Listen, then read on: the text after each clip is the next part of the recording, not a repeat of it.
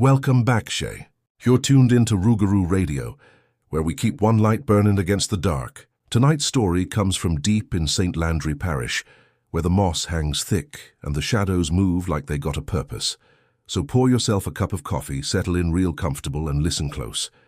'Cause this one ain't a tea about what you can see, it is about what was listening back.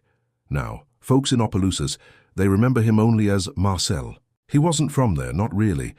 Just appeared one day like a piece of driftwood washed up after a storm. He lived out by Bayou in a ramshackle cabin that looked like it was being held together by stubborn vines and old stories. The wood was so grey and warped, it seemed more a part of the swamp than something built upon it.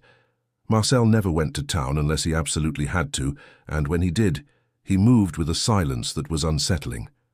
He'd glide through the market, gathering his meager supplies, his eyes always scanning the edges of things, the spaces between people. He never looked you square in the face. But the strangest thing about Marcel, the thing that got people talking in hushed tones over their evening chicory, was his habit of talking to the dark. Not in the dark, mind you, but to it. Every evening, just as the sun would bleed out over the cypress tops, he'd stand on his rickety porch, facing the black water and the impenetrable wall of trees, and he'd whisper. Not to himself, no. It was a conversation. His head would nod. He'd pause as if listening to a reply, and then he'd murmur back, his voice a low, gravelly hum that got lost in the chirping of the crickets. The old folks, the ones who've seen things the rest of us only hear about, they said he wasn't crazy.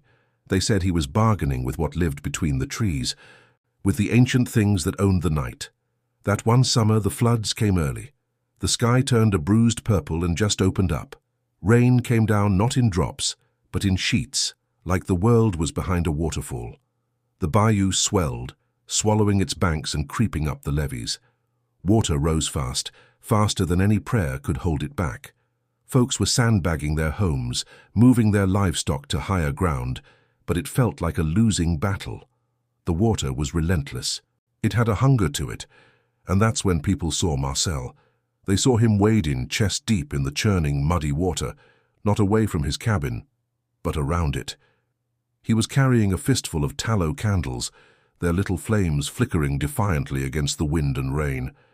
He was muttering, his face tight with concentration, his eyes fixed on the shadows under the waterlogged cypress trees. It looked like he was drawing some kind of invisible line, a barrier made of words and fire. It was a crazy sight, a man arguing with a flood. The next morning, the strangest thing happened. The storm just broke. It didn't fade out, it snapped. 1 minute, the wind was howling like a banshee and the rain was hammering down. The next, silence. The clouds pulled apart as if some giant hand had ripped the sky open and the sun came pouring through. It was sudden, unnatural, and when the water started to recede, just as quickly as it had risen, people saw it. Every home along that stretch of the bayou had taken on water.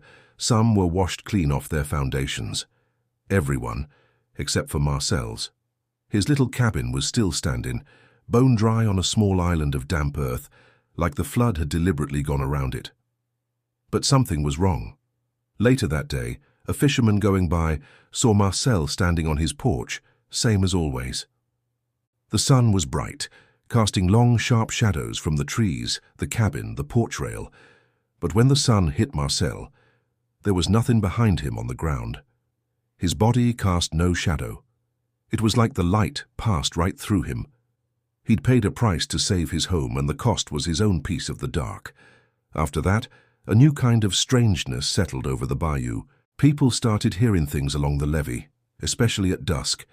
It wasn't words, not anything you could understand. It was just breath, a soft, raspy sound, like someone standing right behind you, listening. Hunters would get turned around in the woods near Marcel's place, their compasses spinning wildly.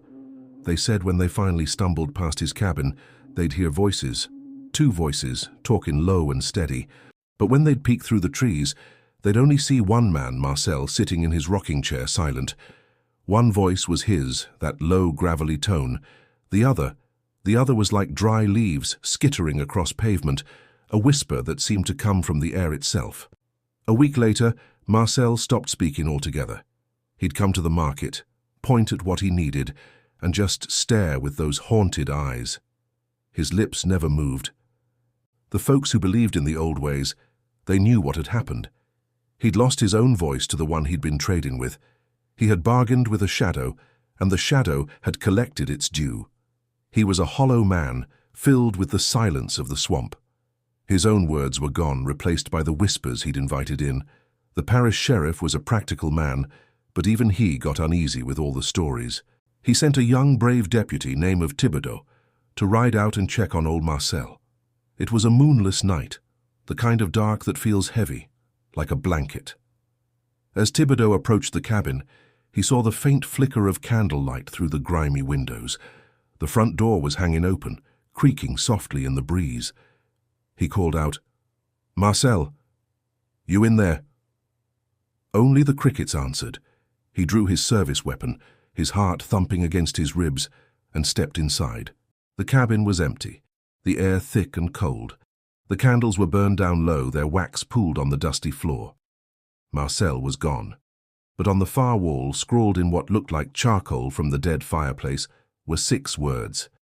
They speak clearer when the light dies. Thibodeau felt a chill that had nothing to do with the night air. He turned to leave, and his flashlight beam caught the wall by the door. His breath hitched. There were 2 shadows on the wall. One was his own, cast by his light. The other was tall and gaunt, perfectly still. It didn't belong to anything in the room. As he stared, his mind refusing to accept what he was seeing, the still shadow moved. It detached from the wall, stretched, and seemed to dissolve into the darkness. When the deputy blinked and looked again, there was only his own. He didn't stay to investigate further. He ran. Maybe Marcel finally found what he was listening for out there in the dark. Maybe he became a part of it. Either way, next time you're alone and the house is quiet and you think you hear a whisper on the edge of your hearing, don't be so quick to answer. Some voices don't come from this side of the fire. This is Rougarou Radio, broadcasting strange tales from the deep Louisiana dark. Thanks for tuning in with us tonight. If you enjoyed this story from the Bayou, do us a favor and hit that like button. And subscribe so you don't miss our next broadcast. We've always got another story to tell, another light to keep burning. Until next time, stay safe and don't listen too closely to the night.